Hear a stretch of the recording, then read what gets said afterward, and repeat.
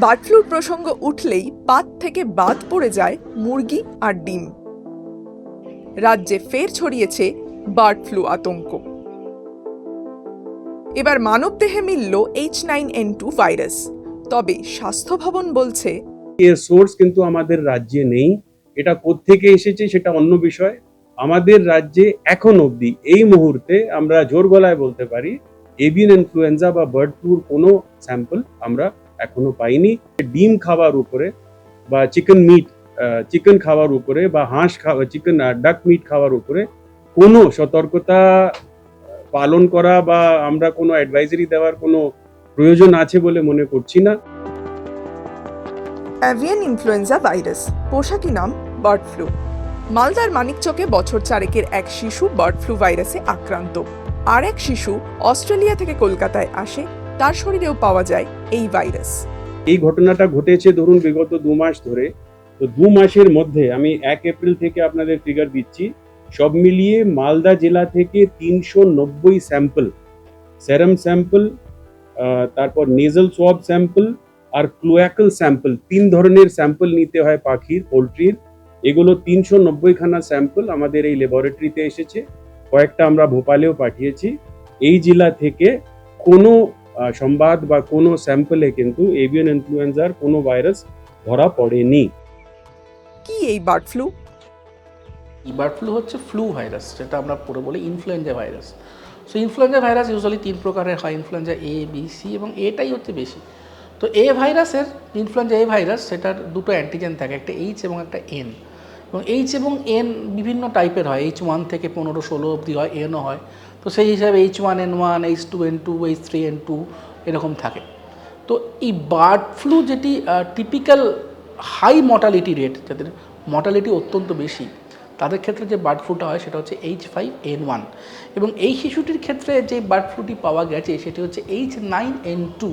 এটা একটি novel bird flu, যেটা নর্মাল টেস্টও ধরা পড়ে না, খুব অ্যাডভান্সড ভাইরোলজিক্যাল ল্যাবরেটরিতে করানো হয়েছিল বলেই এই H9N2 ভাইরাসটি পাওয়া গেছে। উপসর্গ কি কি?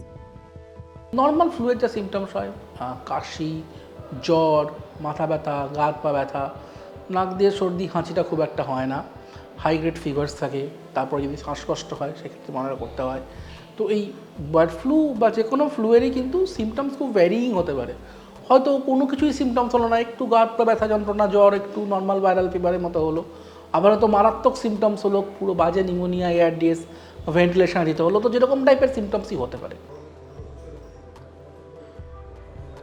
এক্সট্রিমস অফ এজেস, যারা শিশু, স্পেসিফিক্যালি যাদের বয়স 7-8 বছরের কম, যারা বয়স্ক, স্পেসিফিক্যালি যাদের বয়স 60 বছরের বেশি, যারা প্রেগনেন্ট মহিলা, বা যাদের আগে থেকে শ্বাসকষ্টজনিত সমস্যা রয়েছে, অ্যাস্থমা, সিওপিডি, সিস্টিক ফাইব্রোসিস, এইসব কোনো ফুসফুসের অসুখ রয়েছে, কিংবা যাদের শরীরে রোগ প্রতিরোধ ক্ষমতা কম জন্মগতভাবে, কিংবা যারা অনেক দিন ধরে এমন কোনো ওষুধ খান, যেমন স্টেরয়েড জাতীয় ওষুধ, যাতে শরীরে রোগ প্রতিরোধ কমে যায়, বা যারা শরীরে ট্রান্সপ্ল্যান্টেড, বা যার কিডনি ট্রান্সপ্ল্যান্ট বা বোন ম্যারো ট্রান্সপ্ল্যান্ট করা হয়েছে, যারা ইমিউনোসাপ্রেসড, তাদের ক্ষেত্রে কিন্তু এই ভাইরাসের সংক্রমণ অত্যন্ত মারাত্মক আকার ধারণ করে।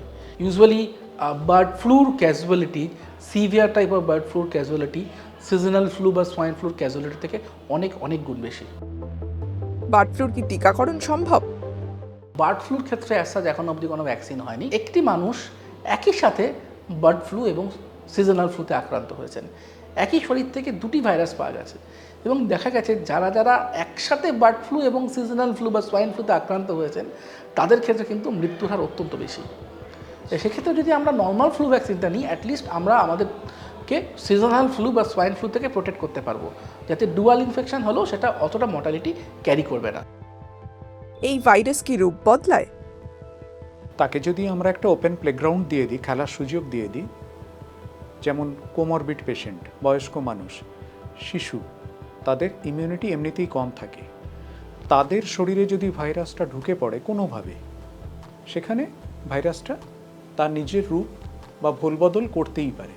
এবং যেটা এই ধরনের আরএনএ ভাইরাসের ক্ষেত্রে খুব স্বাভাবিক একটা ঘটনা।